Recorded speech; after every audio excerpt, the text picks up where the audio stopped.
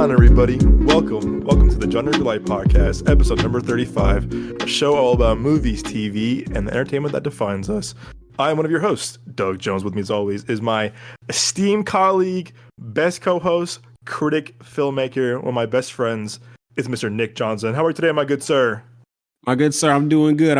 How are you doing? I'm doing good, man. I missed you, bro. I'm happy to be back with you, man, on this episode. It's almost end of the year.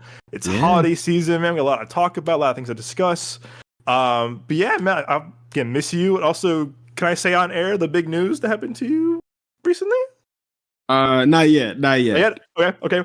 For our fans, keep waiting. Something cool's gonna happen with Nick. That's all I'm gonna say. It's just a little tease. It's a little teaser for you. Yes, indeed. We'll wait when it's fully cooked. I got you. Appreciate you, my boy. But yeah, I missed you, man. I know a lot to talk about. We have a good year ahead of us, man. We got a lot of things to watch and to review this upcoming year, man. We got a lot of things to see. But as always, guys, you can find the show, as always, on Spotify, Apple Podcasts, Google Podcasts, Amazon Music, and your favorite podcast platform of choice. We also have the full audio show on our YouTube page, youtube.com/Midway Avenue Productions. Whether you're on Spotify, Apple, Amazon, or YouTube, hit that follow button, hit the subscribe button, leave a review, leave a rating. The more reviews we get, the more ratings we get, helps the show out so much. We want to hear your feedback. Are you liking the show? You're not liking the show? Hey, whatever worked, whatever floats your boat. We want to hear from you, obviously. So comment, review, leave a rating. Helps us out so much. Help the show out as always. Thank you guys so much for your ongoing support. It means the world to us. We had a fantastic 2023. A lot of reviews that Nick and I went to, a lot of screens that him and I went to, a lot of good and bad. We got our first death threat this year for Exorcist. That was a win for us. We'll take it. A win is a win. But we had a great year thanks to you all. So always, again, don't forget to subscribe, hit that review button, leave a review, leave a rating. Thank you guys so much for a great 2023. But my boy, dude, I missed you, man. I haven't seen you since before Thanksgiving. It's been a minute. Last time I saw you, you had your... I also am a liar, by the way. I apologize for you on air, actually. I promised you a copy of Hunger Games on Blu-ray, and I have it right here on my shelf before the screening. I was like, son of a bitch. I had it on my shelf. I was driving to the theater, and I was like, I forgot the movies. And I was like, I'm a bitch-ass liar. And I'm like... Hey, we all make mistakes, bro. We all make mistakes. Before we talk about Hunger Games, obviously, I know they want to hear your review. Have you seen the other ones yet? Not yet, but it is on my to-do list. I will give you the Blu-rays. I promise. I promise. I have it. I'm looking at it right now on my physical media shelf. I have it waiting for you. Whenever I see you next, I promise I will not forget it this time. Appreciate you, my boy. Appreciate you. But we had a really good feedback on our at a theater reaction, and people were like, "Oh, look, great review, great reaction. Can we see the movie?" And I was like, "Oh, here we go. Finally, a nice feedback for once. Feedback on our reaction for once. How much you guys suck." I'm like, "Okay, thank you." Or you guys are just paid by Disney, bro. I wish we were paid by Disney, man. Are you kidding me? We would love to get paid by Disney. But we're not. Yeah, we be living it up. Trust me, we get all this cool shit. But I did my quick review about a few weeks ago on the channel. So, as for first at the reaction, this was your first Hunger Games movie experience. What was your overall thoughts about it? Did you enjoy it? Are you hyped to watch the other ones now? So, what was your quick kind of thoughts about the movie overall? So, I loved the movie. There were a few moments where it was kind of gruesome, and I like that they did that, but I didn't expect them to go that far, but I really like that they didn't hold anything back. I think there was a point where it kind of seemed like kind of towards the middle, this maybe should have been like part 2. It just seemed like there was like a big shift, and it was kind of like, okay, well, I don't know what's going on here, but I was still enjoying it. But I do kind of wish that maybe would have just been its own movie, because then they could have fleshed some stuff out more. But it was cool though. Overall, I enjoyed the movie, and it made me want to watch the other Hunger Games movies. Like when they were first coming out, I did not care about them.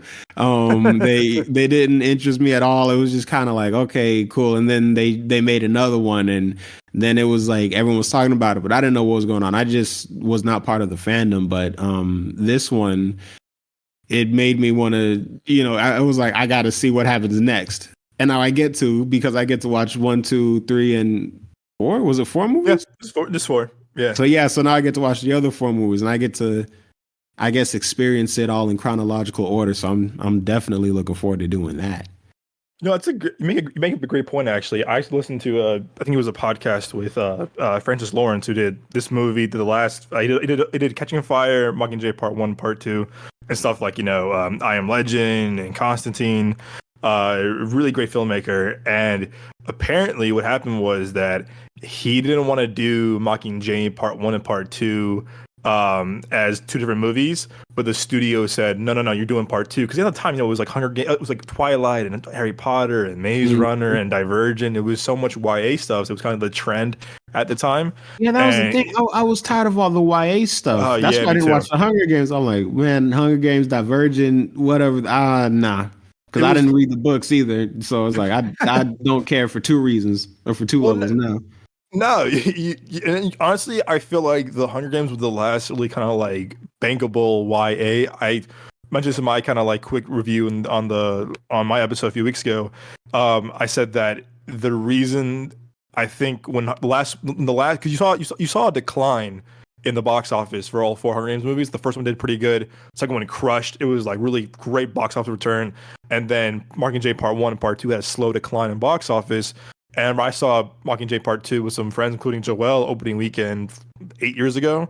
And we went there on a Sunday afternoon, and the theater was empty. And me and Joe were like, this is kind of weird. Like when we first saw the first few years ago, it was packed, sold out showings. And to your point, it was the end of the kind of YA interest. Divergent wasn't selling. They canceled the last movie. Maze Runner wasn't doing well. They last one did really poorly at the box office. No one cared. And all these new kind of YA stuff that, again, before streaming, obviously, were being sent to theaters. No one was seeing that shit. I mean, I feel like you and I were in college. There was so many new YA bestseller adaptation, and no one saw that shit. No one saw that stuff. So to your point, let's get back to your original point. So he got pushback saying, I don't want to do Part 1 and Part 2, but he had to do it. So when it came around to Ballad of Songbirds Snakes, the studio said, hey, you want to do Part 1 and Part 2? And he goes, no. Because really they got so much flack from test audiences, critics, reviews, fans, whatever, on Mockingjay Part 1 and Part 2. They said, why did you guys do that? And he was like, yeah, I told you guys, what the fuck? I don't want to do it. So he said that when he came back to Hunger Games, when he got approached by it, he was saying I don't want to do Part 1 and Part 2. We're gonna do one movie and that's it. But to your point, I would agree. I think the first two acts are very stronger than the third act, because I mean, after the movie, we both said that the third act's kind of definitely on 180. And also, we can spoil it. We can spoil it now. It's been a month. Sorry, guys. Spoilers. If you see the movie, I'm sorry, guys. It's been a month. When Part 1, Part 2 happened, the games end, and then Part 3 is him going to District 12 to go find Lucy and stuff like that. Him being exiled from the district. You're right. It's definitely a big 180, and I think what people are saying a lot in the criticism, it did pretty well. Yeah, we had decent reviews on from our fellow critics and audiences, whatever. But they were saying that there was kind of a disconnect between the first two acts and the third act, because it wasn't fleshed out the way the first two acts were. It was like the mentor, the games, and what was Part 3? Do you remember? Oh, I'm looking it up. I think was it like the soldier or something like that? Yeah, that's when because he was sentenced to 20 years. Yeah.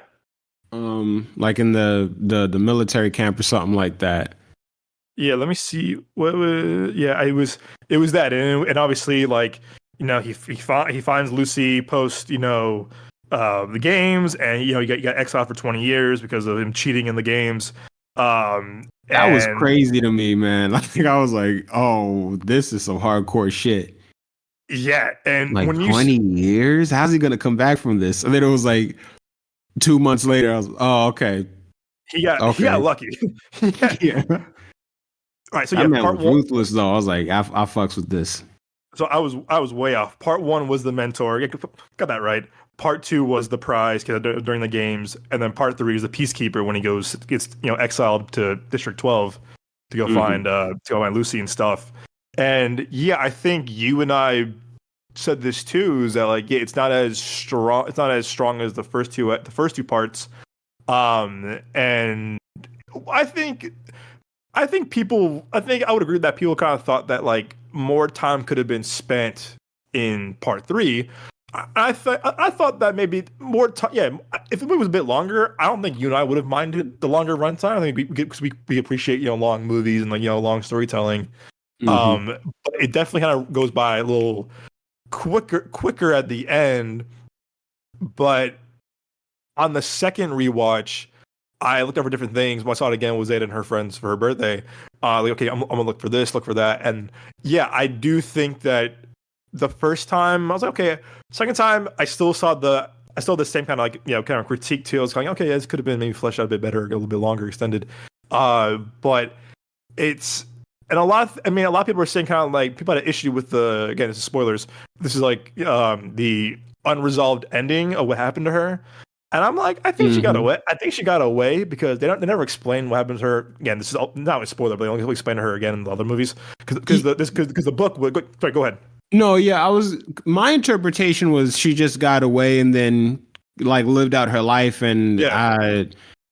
I guess maybe is related to Katniss. I don't know. I'd have to watch the movies, I guess, but it seemed like there was some sort of like connection there. I think. But I think I did see like someone said like, oh, maybe she died, and I was like, no, I don't think so, because Yeah. like what would be the point of that if she died and we just didn't know? Like that just seems, I don't know. I wasn't fuck with it. I just my headcanon, she survived and she thrived. Bars. Bars. It's good. Next song in that movie is gonna be "Survived and Thrived." Hunger Games 5. Uh, no, Survive and Thrive by Nick Johnson and Doug Jones. Copyright. Yeah, I'm with you on that 100%. I feel like she got free, and I think she got free and stuff like that. And I think I did a rewatch myself, after seeing it a second time, during Thanksgiving week, and it made me appreciate all the movies again. But also, to me, I still stand pretty strong. I'm saying this was my second favorite of the franchise, right behind Catching Fire, because I think Francis Lawrence really learned a lot from his movies. In terms of like IMAX stuff, in terms of directing, in terms of kind of like storytelling in this world, and it shows. And I think that you definitely appreciate it more. I think you definitely appreciate it more with watching the rest of the movies. I think you will too. You're like, okay, I want to watch Songbirds and Snakes again. 'Cause I'm like, wait, I appreciate like what I know now. And when you know from things from the prequel, you're gonna appreciate certain small things throughout all four movies. And again, it's because I know Suzanne Collins, who wrote the author of the franchise. She wrote Songbirds like 3 or 4 years ago, I want to say. So it was like way after she wrote the original novels, and the movies came out already. So it's fun to kind of like pick up the pieces, and you'll see too when you see the other movies. You'll see like, okay, oh wait, that's so and so, or this or that, whatever. But I'm glad you liked it. Again, I was telling this to my friends and some of my latest friends too. I was like, oh yeah, my best friend, my co-host saw it for them. They go, oh, it was his first time. And I was like, yeah, and he loved it. They go, okay, cool. And sure enough, all of them loved it too, because they were just like, oh, it's you can watch this without seeing the other ones like you did, and appreciate the world building, the storytelling, and like you said too, it's definitely the most. I think right behind Catching Fire, it's one of the probably the most, if not the most, one of the if not the most brutal ones of the franchise, because Richard Lawrence kind of like tested his limits of like what he can show, what he can't show, and also too is that the movie shows the 10th one before all the kind of fancy arena and high tech stuff. They're like really like in the trenches, trenches, like with the broken arena stuff like that. And I like that we kind of see the kind of the progression of like where the game started to where they are when you'll see them in the other movies. So no, man, I'm glad you liked it. I'm glad we saw it in IMAX too. That was dope. I do have one question though. Of course, good. I didn't I didn't expect there to be like singing in this movie. Like that kind of threw me off a little bit. Like I was like, oh, it was kind of on some Disney Channel shit. The singing scenes took me out, and I didn't understand that. Like, did the songs come back in the Hunger Games movies? Like, was that a whole thing, or should I be expecting singing in those too? Or like, are those musicals as well?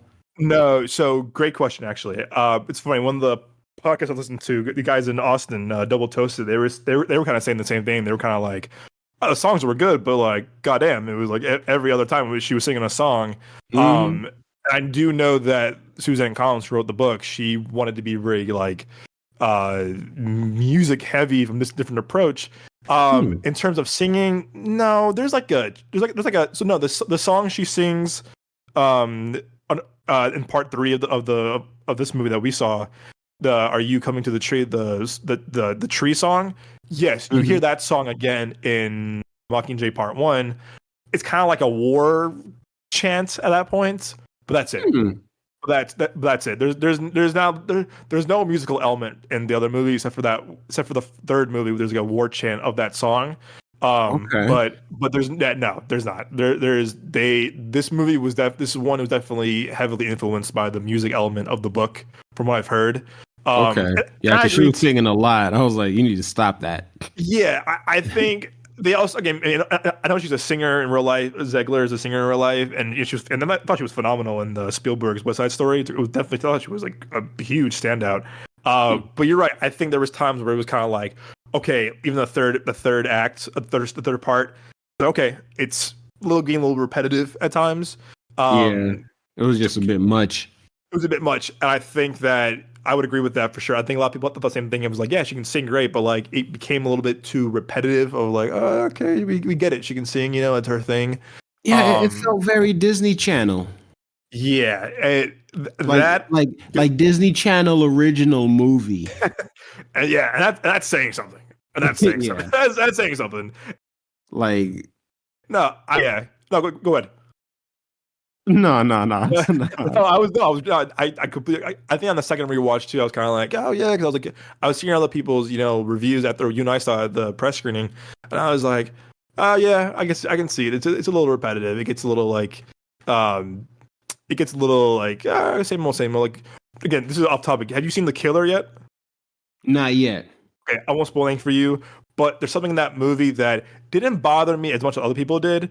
But people I talked to, they were like, "Oh my god, it was so repetitive," and I was like, "Yeah, I get it. It didn't bother me too much. If you know other Fincher movies, you should be used to it by now." But I mentioned in my quick review, I was like, "Yeah, it's there. It might get repetitive, but it's."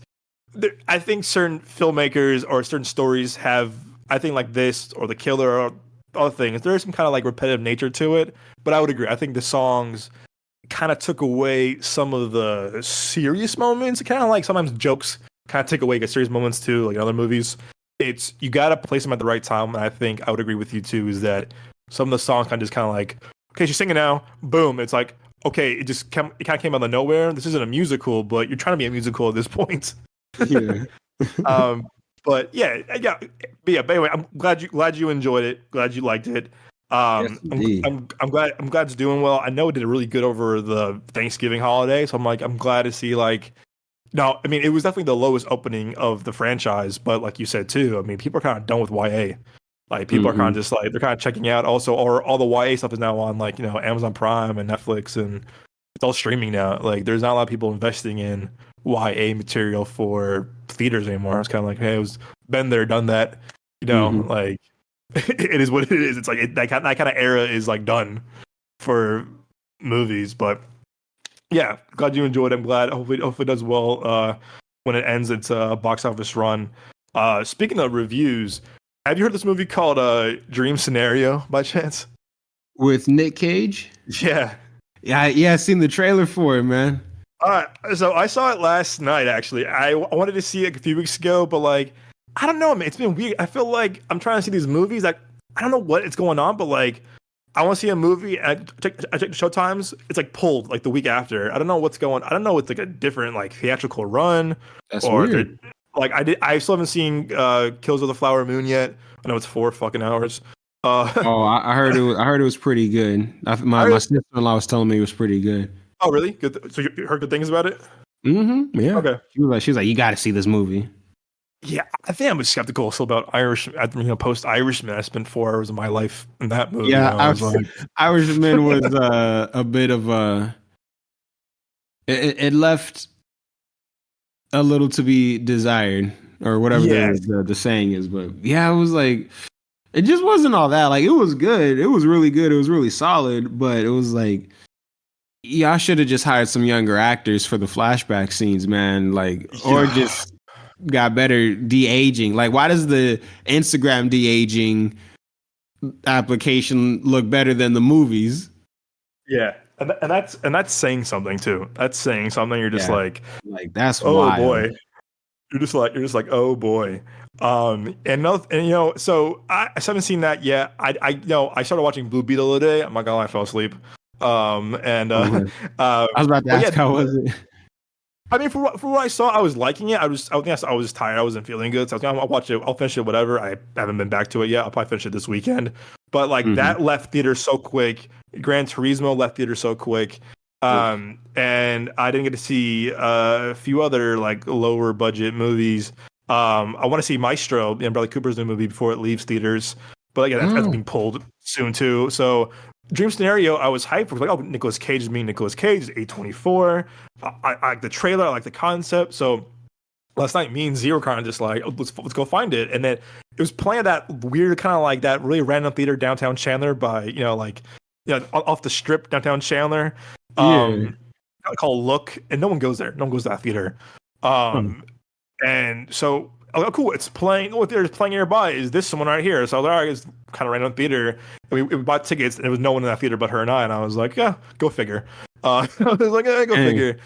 And I was Okay. hearing good. Oh, dude, I'll tell you about my next goal wins experience after this.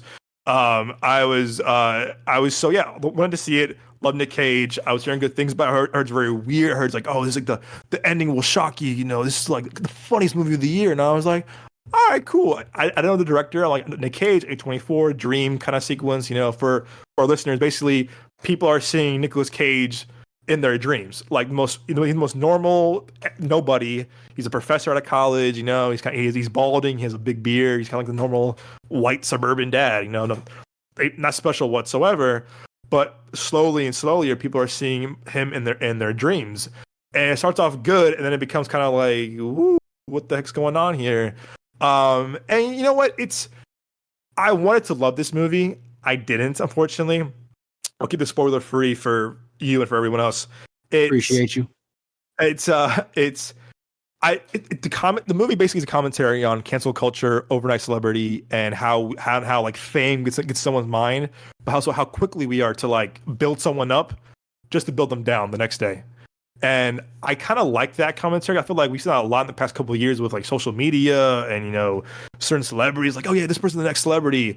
But they say the one thing, whatever, and we're so quick to like say, oh, like I think they say some like hurtful, like hateful stuff. Obviously, yes, it's not the they should definitely be have consequences, obviously, but it's if I said, oh, I hate the word blue, people are like, you said what? Like this is crazy. It's like it's the movie's commentary on how quickly we kind of react to things on social media and Twitter, for really things we don't understand, and how also social media is it's also very very toxic too.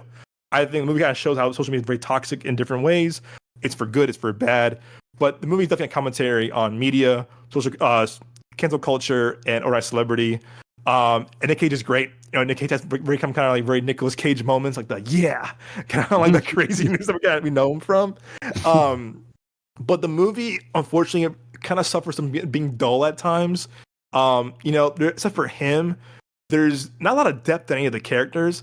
Michael Cera's in it for briefly, and he's kind of funny, but everyone is very one-dimensional. They're not like they don't have a lot of arcs or layers to them, and all of them are not likable. Honestly, they're not really likable, and that could be the purpose of the movie because like these people are kind of like shitheads. But there's no one except for Nicolas Cage because you're on this ride with him for an hour. It's short. It's an hour 40 minutes. It's a very short movie too. But you're on the ride with him for this hour and 40 minutes, and you feel for him because there's things in the movie you'll be like, oh, that kind of sucks. But like, yeah, it's how like quickly like people just turn on you for certain reasons. Yeah, I thought the cinematography was great, great score. Again, it's an original movie by A24. I thought that guy was still doing the original stuff for theatrical movies. But I'm not gonna lie, bro. Too, I'm kind of getting tired of people using the 4:3 aspect ratio for their movies.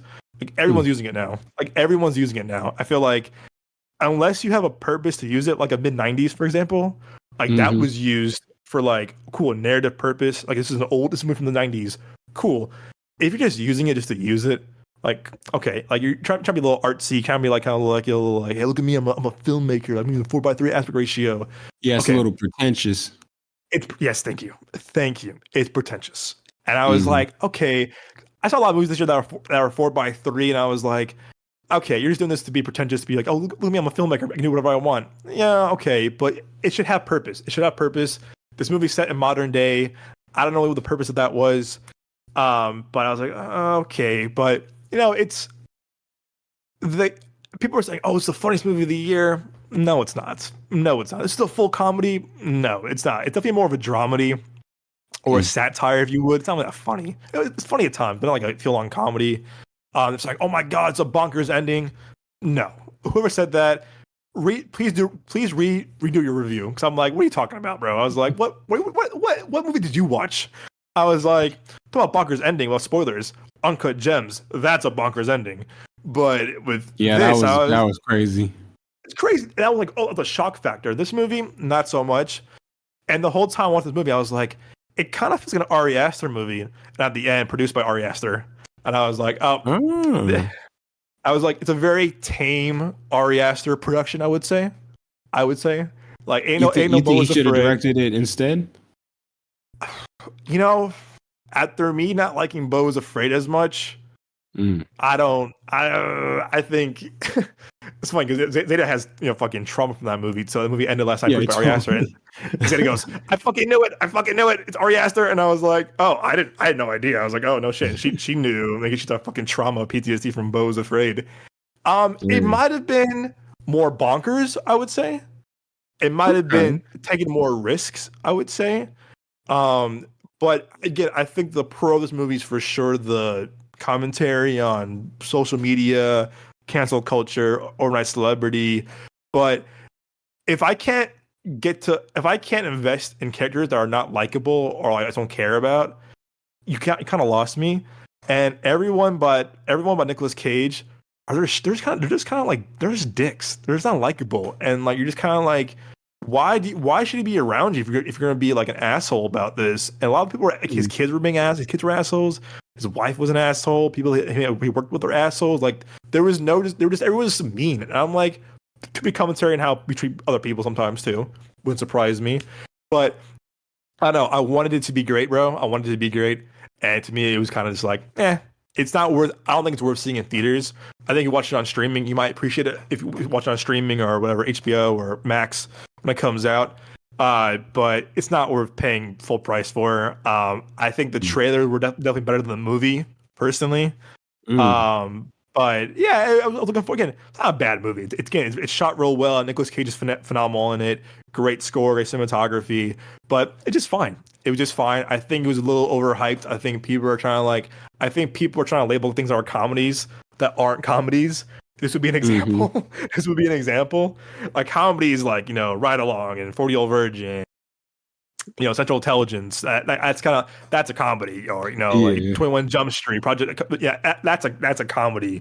This is just like this is more of just like a weird, like, drama with funny moments or uncomfortable moments, but it's not full on comedy. So yeah, it's okay. I think you might appreciate it when you see it for like kind of like filmmaking aspects to it, and also A24. But I would say probably my lower end tier of A24 movies, personally. Okay, interesting. Yeah, I definitely gotta see it now. Yeah, I'm looking for your thoughts about it. I hopefully Nicolas Cage has a kind of like cool, like, like a little bit of a comeback. I know that he did this year and Renfield this year. And he did that one he played himself last year. So he's definitely doing good work. I'll give him that. he's not doing some kind of like John Travolta or Bruce Willis kind of movies. Yeah. Like he's actually still being Nick Cage in a way. But yeah, it's nothing to brag about personally. Good premise, kind of poor execution, I would say. So I would give it. I give it a solid 6 out of 10. As far as performance, the premise alone, and the commentary, like I said, and the score. But yeah, I think if it was Ari Aster done, I think it would have been more bonkers and more crazier. Like I said, after Bo was afraid, I'm kind of like, yeah, I'm kind of done with you for now. Oh, damn. I'm kind of done with you for now. Honestly, I mean, looking back at it, it kind of has like a not the same thing at all. Don't get me wrong, but it kind of has like a think about the Johnsons kind of vibe to it at times. That makes sense. Yeah, no, I know exactly what you mean. But not as like fucked up, not as like twisted. Right. It's kind of like just like the kind of like the unsettling nature of it all, or uncanny nature of it all, if you will.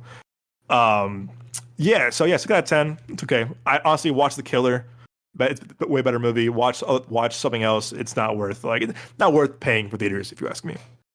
Yeah, go see Hunger Games.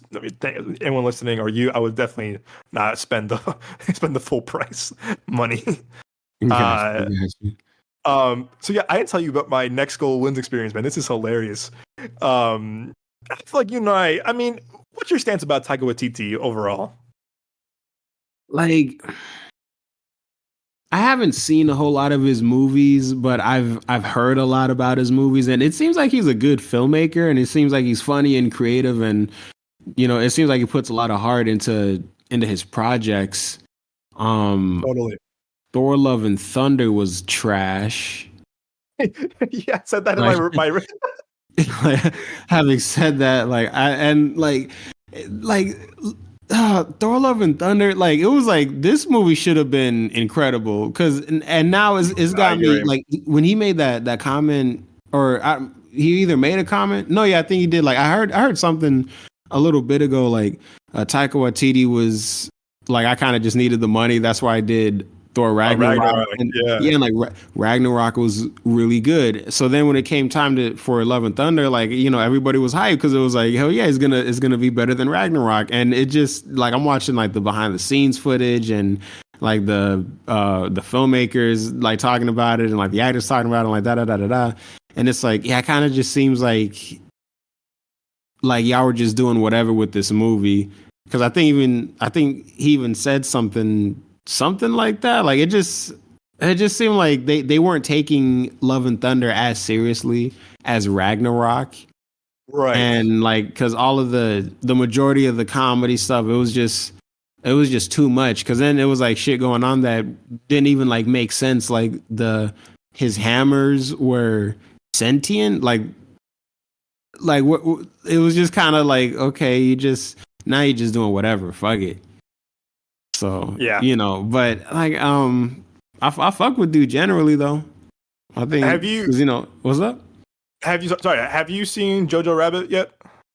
No, not yet. Okay, I'm gonna send you my login for my Blu-ray digital movies so you can watch it. It's appreciate you. That's his best movie, if you ask me, because he takes a very serious subject like the Holocaust, and he puts his own kind of like heart and emotional aspect to it. And it's he does a good job of balancing the both of like humor, serious, and how fucked up things were, in a really good way. But yeah, it's fun. I think you and I both, when we saw Thor: Love and Thunder, we were like, oh, okay, it's one of those movies. And it was like, all right, it's a very Taika movie for sure. It's full on Taika Waititi, 100%. Yeah, it's like it's funny, but it's not a good superhero movie. No, it's not. I agree with that. That was like my problem with it. Like this just seems this seems like this should be like this should be the best Thor movie ever because you got him and it's the God Butcher and like you got like Russell Crowe as Zeus in it. It's like this should have been like the Dark Knight of the Thor movies, bro. Dude, and instead like y'all made it the Batman and Robin of the Thor movies. Yeah, that's I can't argue with that. I wasn't the biggest Ragnarok fan either. I thought I was like, what the hell was this? But I think Ragnarok was definitely shot better. I'll give it that. Mm-hmm. And you can tell, like, I remember when you and I saw it at IMAX like a year ago, we were like, that CGI was boo boo. The CGI Oh, was trash, dude. yeah. And I think it was the thing, were like, oh yeah, this would be yeah, definitely Batman Robin feel to it. But yeah, so yeah, I'm gonna put out my full quick thoughts of next goal wins tomorrow with this episode accompanying it. It wasn't a good movie. It wasn't a good movie to me. I would put it like probably one of his worst movies personally. I saw it on a Sunday at the theater next to my apartment. And no one goes to that theater anyway. But well, I'm gonna go see it. I'm gonna support this movie. It's independent, low budget. Why not? And I walked in. And I was like, it was just me. And I was like, yep. And I was like, go. I was like, it was me. And this woman walked in too. We sat in the same row. And 25 minutes in, she goes, "Yeah, I'm out." And she left. Oh my god! And it was just me. And I was like, okay, I'm not surprised. And in my review, I was not favorable. I was not favorable about it at all. But to me, I was like, damn, because like I saw it a week after it came out, and like it got pulled from like so many different theaters, and it was like doing financially terrible at the box office. And yeah, I wasn't hearing good things about it from Toronto Film Festival and whatever. I think was it Venice, maybe I forgot. But it was doing the festival rounds, and I don't think he was promoting because of the strikes going on. So I wasn't hearing good things about it. I was like, oh, I love Jojo Rabbit. I think it's definitely not him not doing Thor again. I'm just gonna like watch this one, and yeah, it was spoiler alert for my review. It was a disappointment. It was a disappointment. It wasn't. I think people also are feeling kind of with TT'd out by chance. Mm-hmm. I mentioned this in my review. You'll hear this weekend. It was that I think that there's an oversaturation of people of certain stars. I think he's one of them. I think Galifianakis from The Hangover was one of them. Melissa McCarthy was one of them. I think Kevin Hart had a moment of that too, of like too much stuff going on. I think there's certain actors that like when they hit that huge role, like Zach Galifianakis in The Hangover, Kevin Hart and 40-Year-Old Virgin and Think Like a Man, Melissa McCarthy and Bridesmaids, when they hit a moment, they go, cool, let's put them in everything. Every commercial, every comedy you can think of, let's put them in there. Yeah, and they'd be low-key playing the same characters. Thank you. And like something like Will Arnett, same thing. It's the same thing, bro. It's the same thing every time. You gotta stop. Say no to a project once in a while. And I think people were kind of like, with TT'd out in a way of just like, hey, he's goddamn everything. He was in this. He was a free guy. He was all this kind of stuff. And I have no beef with the guy personally. I think he's a great creative dude. But you gotta like pace yourself out and also like make sure like you have time to like people kind of like ingest and digest your stuff or you as a performer. Mm-hmm. And I think he needs some time to regroup his career. I think he needs to take a step back. I think he stepped away from Thor 5. I think it's a very smart decision. But yeah. One thing they need a new director. I keep seeing like they're like, oh yeah, Thor 5 is gonna be really dark. Like, yeah, well, Thor 4 should have been dark. Right. Like you're not telling us like what the fuck? Like, yeah, man, we're gonna hit y'all with this. Nah, we were saying this for the last movie. You don't want to have it's like if Joel Schumacher was like, I'm gonna do Thor 5 if he's still alive. Nah, bro, we're good. We don't want that. It's you don't want someone. You don't want to. It's funny. And Entourage, they have the joke of like, oh, who's doing Aquaman 2? Kevin Smith. Oh my god. They're like, oh no. Like you don't want someone you if you're gonna do a Thor movie, if you want to like reinvent it again. Remember after Dark World, everyone was like, man, fuck Thor, man, fuck these movies, and they got lucky with Taika coming in to kind of like reinvent Thor to a degree. But I find it interesting. I'll ask you the same thing. Do you find it interesting too? I feel like when Ragnarok came out, they were like, "Oh my God, Taika, save us, please! Like he's the next MCU best thing ever."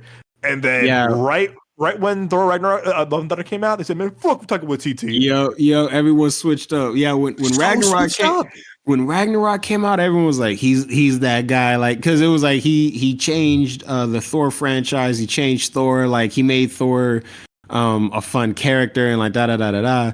And then because I remember when James Gunn was fired from Marvel, they were saying, "Well, bring Taika Oh yeah, Waititi in to no. direct Guardians 3." Like people, they loved him. We all did.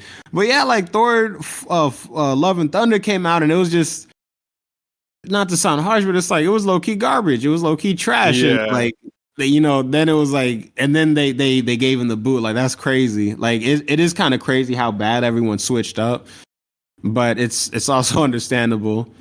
Um, Yeah. They just switched up hard. yeah, and like I can't say I blame them, because again, like it was like, Taika Waititi, what were you doing with part four, man? Like it just kind of seemed like it was a joke to you. Not to sound dramatic, but it's like, hey man, could like what happened between Ragnarok and Thor 4? Like it just Yeah. felt like it was like, again, just not taking it seriously. Like it was kind of like, yeah man, fuck it, let's just do whatever today. And I think the COVID delays definitely impacted that to a degree.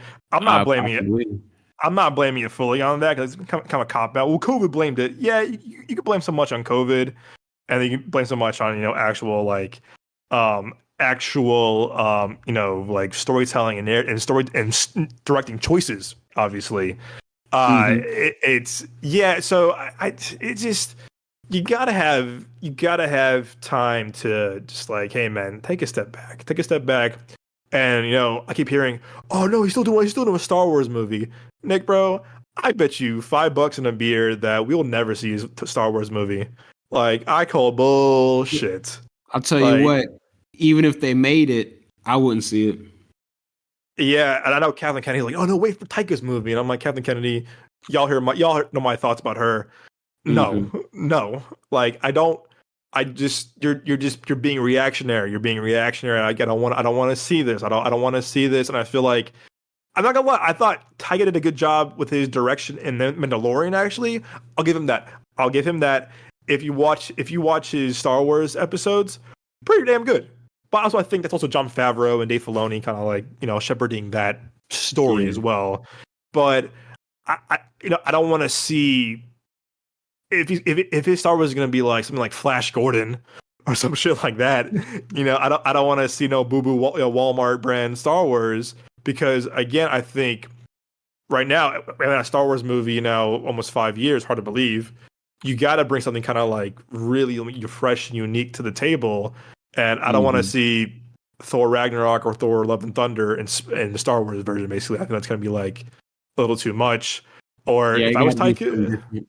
yeah, exactly. Do something different. Take a different approach. I know you're the kind of funny, goofy guy. And I admire the guy a lot. He's an Oscar winner.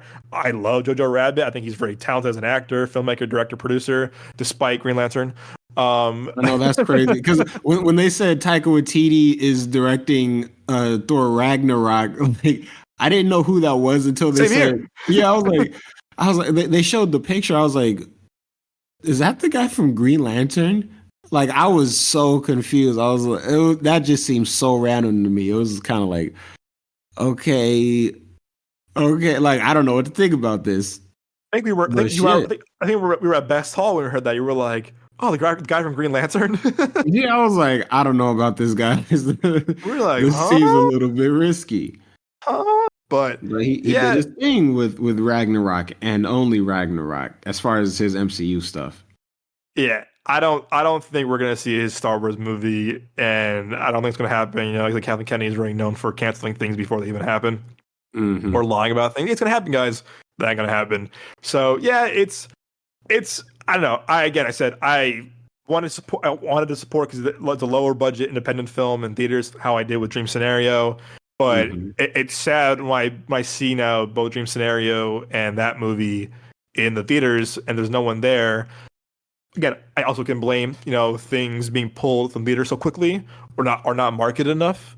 Um, I could be definitely a factor into some things. I'm not gonna lie, but it's like all right, it's sad. I feel like I think streaming kind of hurt that as well. But yeah, I can't put that too much on streaming. I feel like people were not interested in these movies whatsoever. I think Dream Scenario no one knew about. I think they heard the bad reviews about Taika Waititi's next goal wins. They were kind of like, yeah, I'm kind of out. And they're like, I'm good. I'll stay at home. I'll watch what's on Netflix or HBO.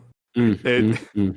I know it's it's again, I admire a lot of these filmmakers, but man, if you can't get people in your theaters and audiences, you like, oof, I don't know. It's maybe that's why people are going to Netflix, like David Fincher and Zack Snyder. Maybe they're just kind of like, yeah, the hell, we're going to go to streaming, and it's like, I get it, but you know. Oh, speaking of Zack Snyder and Netflix, did you hear he was saying like if Netflix can secure the rights to the characters that I need, then I would continue the Snyder universe Dude, for I DC. That would be did. insane. I heard that in a podcast. I forgot who listened to it. I forgot who it was, but I did, and it's kind of weird that on Netflix, and it was like recently added is the entire DCEU. I saw that. I was like, okay, Netflix, you better not be bullshitting with this, man. I need this. I was I like, need this right wow. now. And I'm not gonna lie, I'm happy about this, but I still want to see his cut. I thought it was funny that 2016 Suicide Squad was trending the top 3, and James Gunn version, nope, not nowhere in the top 10. And I said, huh. That's wild, bro. Interesting. And David Ayer posted on Twitter or X, whatever it's called now, and he was kind of saying, I appreciate the love. And he's still campaigning for his cut. And he was on I think he was on John Berthel's podcast like over the summer or in August, whatever. And he was saying, my shit's there. I have my cut. Thank God I have my cut, and I will show it whenever I can. But I think he's like contractually he can't do that until James Gunn gives the approval, which is like, it is what it is. But yeah, man, and I do think that Snyder's deal with Netflix, I think Army of the Dead was a huge win for them. I think Army of the Dead was huge, and I saw that in theaters with Hamza. We loved it. We had a good time with it. Yeah, that's one of my favorites. And that did gangbusters. That did gangbusters and for viewerships. And I heard Rebel Moon's awesome, and it looks fucking awesome. It looks dope. Do you think? I'll ask you this: do you think if Rebel Moon's a huge hit for Netflix, there's some possibility that could happen for his DC universe? Yeah, I think if Rebel Moon comes out and like it fails, then the Snyderverse is officially dead. But if Rebel Moon comes out, and I think is there going to be like a part 2 and a part 3, or is it just a part 2? I think he's in production. Oh, good question. Actually, let me see. I want to say this is part 2, but I could be wrong. Because like if his movies come out, if those Rebel Moon movies come out and like they are just like massive successes, then I think it would reinvigorate some interest in Snyder's DC universe. So I feel like it would definitely help a lot, because they'd be like, okay, bet, so people really, really want to see this. Let's invest in it a little bit. And like you said, they put the whole DCEU on there, at least all of like the Snyder stuff. Yeah, they put all so it's like, and it's all of that talk now. So it's like, okay, it seems like they're trying to build up hype for it. It's like, if you guys like really, really, really want to see it, then one, support the guy that has to make it, and then maybe we'll see what we can do. I think that's what's going on right now. I think it's just a part 2 for now. But to your point, I think if those movies do well, they probably give him part 3. And like I said, he's a massive deal with Netflix. I mean, he's a massive deal with Netflix. And remember, Army of the Dead was supposed to be a WB movie, and he goes, "Nah, I'm good," and sold to Netflix. And that's a pretty baller move. I mean, you see it a lot with like filmmakers too. Like, I mean, Netflix used to buy everything. I mean, not so much anymore. But like Netflix used to buy like any kind of like, you got an idea? We'll buy it. Cool, we're greenlit. So I think he's comfortable where he is. But yeah, I mean, obviously, if he were in a perfect world, if he were able to do his universe again, or bring it over to Netflix, I would hope that they would invest in a theatrical thing too. But a win is a win, right? Beggars can't be choosers. Beggars can't be choosers, obviously. Yeah, because imagine seeing all that stuff in IMAX, bro. Oh, dude! Seeing the first one in IMAX, that would be glorious. A few things. I'm still kind of bummed that, I'm not gonna lie, I'm still kind of bummed that like they haven't released Snyder Cut in IMAX yet. I mean, they had a Snyder event in LA like for like one day only. Obviously, we live in AZ, so we can go to that. But like, I'm still kind of surprised that there hasn't been like a, hey, you want to see all 3 movies? That Ben of Steel, BVS, and then the Snyder cut in IMAX. Like, think about seeing that our IMAX here in AZ Mills, the 143, how we saw it at, how we saw, Oppenheimer in. Like, I would love that. Oh, like that would be so fucking cool. I know you can buy the BBS, the 143 ratio on Blu-ray now, which is really cool. Don't get me wrong. But I'm still kind of surprised they haven't done that yet. I feel like they would make a lot of money if they re-released his cut in IMAX. Like, that would be I'll be sick. It's the full 143 ratio. It's what it's meant for. But yeah, I'm kind of surprised. I'm kind of surprised with The Killer, and now this too, is that a year ago we had Knives Out 2 do a theatrical release, and Netflix it was a flop. It did well for what it was, but I thought that they were going to give him a full theatrical release for Rebel Moon too. Rebel Moon, both movies, and apparently it's not. And I would think, hey, he shot this movie the way he did. Army of the Dead got a pseudo smaller release. It was kind of like we were coming out of COVID at the time too. I'm just kind of surprised that they didn't give him like a full release for Rebel Moon. I thought Rebel Moon would probably crush in theaters too. Yeah, it's a sci-fi epic. You would think, but I don't know. I'm looking forward to seeing it. Obviously, we'll probably review this on the podcast too when it comes out. It comes out next week, right? It comes out. Let me see. Yeah, I think so. Next Friday. So yeah, well, that's a review. We'll review. It's funny. That's funny that it's coming out the same day the last DCEU movie's coming out too. For Aquaman 2. I can't believe that's how the DCEU was going out. That is fucking ridiculous. Yeah, man. I'm looking forward to seeing that with you. I'm looking forward to doing our reaction review because I'm hearing a bunch of things. And I am too, bro. Oh my! I'm looking forward to seeing it though. I'm really looking forward to seeing that with you and reviewing it on here with you. I feel like we have a lot of thoughts, and opinions. But it's funny that on Twitter or X, whatever, they were saying like, kind of ironic that Snyder's next movie is coming out the day the DCU ends. And I was like, they're not wrong. I mean, where's the lie? They're not wrong. That has to be on purpose. He's like, yeah, I'm about to fuck that shit all the way up. Oh, hell yeah. Absolutely. Bro, would not surprise me in the fucking slightest, man. It wouldn't. Me neither. It wouldn't, dude. It wouldn't. Good, so go ahead. No, I was going to say, having said that, it is bedtime and I got overtime in the morning, my boy. All right. I pour my warm milk bath. Hey, this is a shorter episode. Let's wrap it up, shall we? As always, guys, we do the one-on-ones, and I'm doing Joel's job for him. Come on, Joel. No, I'm going to luck with you on your interview tomorrow, my boy. We wish you luck on your interview. You're going to do well. So, for our new listeners, our listeners or returning listeners, we do a thing called our one-on-ones every week. We give out one show, one movie that we think is very underrated or not appreciated as much, and we want to give you guys our recommendation and our love for the show and movie. As always, Nick, you first, my friend. I'm not sure how appreciated this show is, but my lady just turned me on to it. It's called Grey's Anatomy. I started watching it a little bit ago, and I am addicted. I love this show. It's really good. It's really, really good. It's really interesting to see just how like interconnected the drama is with how they do like the doctor surgery stuff. Excuse me. Ooh, excuse me. Pardon me, y'all. But yeah, it's a great watch, and it's crazy to just see how all of the stories unfold. So that's my television show recommendation.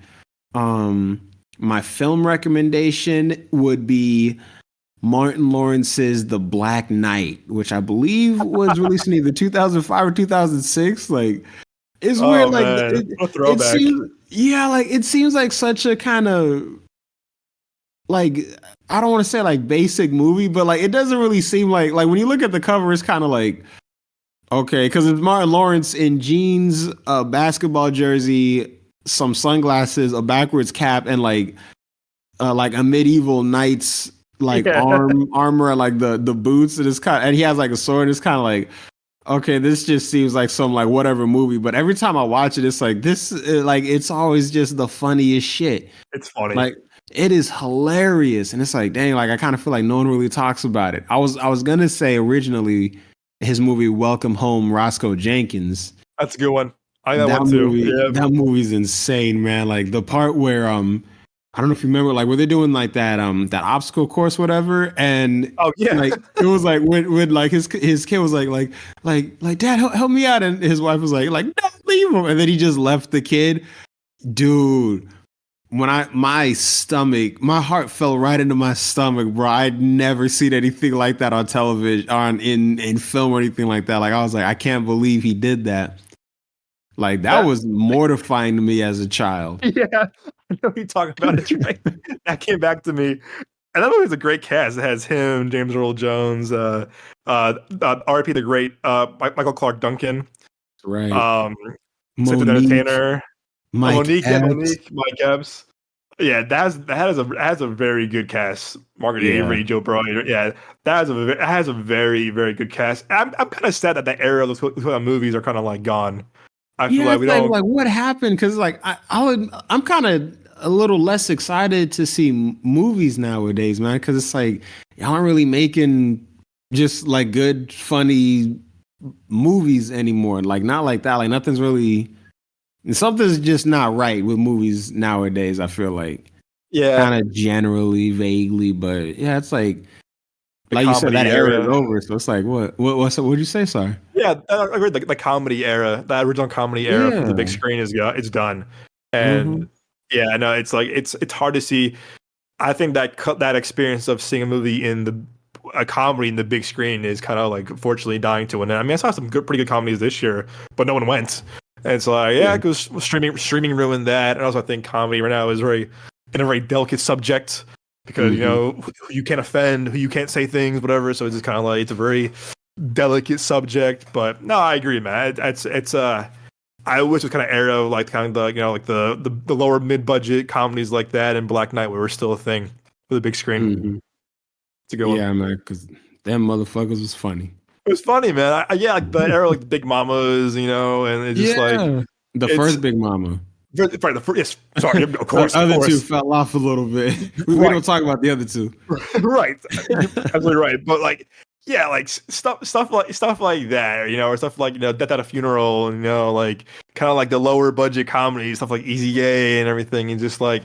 We're far from it, or it was gonna be on streaming. It's like not as funny, or just like it's kind of like watered down. But man, I feel less enthused to watch it. Yeah, it's not as fun. I mean, I still remember when you and I were in college, and the trailer for Blockers came on, and then the scene with like the funnel up the ass. We're busting out laughing. We're like, oh, that's just hilarious. That was too funny. We were cracking up in the trailer. But yeah, no, that era unfortunately is I guess gone for now. But hopefully makes a comeback one day. A boy can hope, right? We can only hope. Good choices, man. I know a lot of my friends, a lot of Z's friends love Grey's Anatomy. I heard it's like one of the best shows ever, and the reason why it's still going on, 15 years or 8, 16 years, 17 years later. Wow, yeah. It's got 19 seasons on Netflix right now. Yeah. Yeah. Man. Wow. No kidding. Good things about it. Yikes. All right. Wow. What a cast. Oh man. See, for mine. Oh, dude, I gotta think of a good show. Well, a first show, I guess it's like a mini series. I guess I'm gonna go with a show called Intergalactic. It's with Kid Cudi, who's my favorite musical artist of all time. It's on Netflix. It's a very similar animation to Spider-Verse, which is really cool. It's about this guy, like this kind of young guy in New York City. He's a designer. He's an artist. And he's kind of like he's kind of just like going through the motions of like, a young guy living in New York City, very talented guy, moved to a new apartment. He has a little bit of a thing with his ex, but he runs into his new beautiful neighbor, and they kind of hit it off. But it's a very kind of just like very kind of like trippy, romantic love story, unorthodox in a way of this kind of like love and hip hop and art and finding your own path, stuff like that. Great voice cast from him. Oh my god, what's her name? And I love her. She was amazing in Shrinking. What is her name? and oh my gosh, she was good in Booksmart too. Let me see what her name was. Galactic. But yeah, Kid Cudi's my favorite artist of all time. He's one of my heroes. And I think he wrote, yeah, he wrote it, produced it, because he made an album with the show too, which is really cool. But Jessica Williams, who I love. She was in the last two Fantastic Beasts movies as well. She's phenomenal. Hmm, It's okay. her, Ty Dolla Sign, who I love. Timothy Chalamet, who I'm not the biggest fan of personally, but he's good as a voice actor. Voice actor Vanessa Hudgens, Keith David is Oh, great in wow. it. I wasn't even. James Smith, Arturo Castro, like Macaulay Wow. Culkin is in it. Like Oh my it's a God. This is a crazy cast. it's a great cast, and the animation is very same as Spider-Verse. But no, it's a beautiful story about like just love and finding who you are. Discovering who you are. Like what's your passion. If you have a dream, keep dreaming, keep chasing it. And the music's phenomenal by Kid Cudi. The album is beautiful. I have it on vinyl. It came out a year ago. I think no one really saw it. It's a very beautifully made animated short miniseries. It's in a few parts. You can watch them all as a movie too if you like. But Hmm. it's a very beautiful story. Again, I love Cuddy so much because he's my hero, favorite artist of all time. When I saw him in concert last year, I cried for the first time. Like this guy I grew up listening to and idolizing. I love the guy so much. So it's a Hmm. very beautiful story. So yeah, I think you and Kaylin would love it too. Actually, it's a very beautiful, funny story about love and music and kind of like art. Definitely worth the Okay. watch. No, I'm It's really definitely good. gonna check it out now. It's really Yeah. good. And for my movie, oh man, I'm trying to think things I haven't like recommended before. Um, I'm gonna do one that you and I saw together actually, which is Ambulance with Yahya Abdul-Mateen the third, I want to say, or the second. The The, second. Thank you, the second. Yeah. Yeah. That was a Third is his good son, one. probably. Yeah, it's him, Jake Gyllenhaal. It's Michael Bay. And people might have a little bit of a prejudice against Michael Bay for what he's done in the past. But hey, come on, this guy gave us Bad Boys 1 and 2. Come on now, let's give us some slack. Yeah. Yes, Transformers 5, 4, terrible. Don't get me wrong. But he had some kind of bangers growing up. So, Ambulance, that you remember, you and I saw this a year ago. It's basically these two brothers. One's an ex Marine. His wife, they have a beautiful baby girl, I think. And the wife has cancer, and and unfortunately, his pension and his military veterans insurance won't cover the surgery. And his brother, Jake Gyllenhaal, is a professional bank robber, and desperate times, desperate measures, and he kind of goes to his brother, like, "Hey man, I need some money," and Gyllenhaal goes, "Hey, I'll do you one better. I'll give you more money if you do this job with us." And Yahya Abdul's character is like, "Nah, man, I'm not. I'm a veteran. I have a family. Like, I can't do this." But Gyllenhaal convinces him, "Hey, man, come on. You want this money?" He kind of like, "Yo, man, the government fucked you. You want? Let's go. Kind of get some revenge on them." And the heist goes wrong. And Jake and Yahya have to like kind of like take over this ambulance, and they have a medic played by Isaac Gonzalez and a wounded cop on board, and they basically hold the medic and wounded cop hostage and drive this ambulance all through Los Angeles until they get what they want, until they get sanctuary. And it's a very adrenaline, fast paced, over the top, crazy action, very very brutal for a Michael Bay movie. Um, Kind of thrilling action movie. But the story of the Brotherhood is very intriguing. I thought Jake and I have fantastic chemistry. I think it's probably one of Michael Bay's best movies personally. It's again crazy action, brutal, violent performances from Jake and Yahya and Isa are fantastic. I think Michael Bay has some really sharp direction. I think he learned a lot in this movie. Times around, a lot of drone shots for sure. A lot of Oh drone yeah. shots. But I don't know, it's a very story about brotherhood that I love, that I love, and it's about like how far you would go for your family, for your brother, and desperate times called Desperate Measures. I think it's a very very good movie. I think it came out last year. No one really saw it when it came out. I think it's a very underrated action movie. Like I said, one of Michael Bay's best movies. So yeah, this week for me is Intergalactic is my show, and my movie is Ambulance.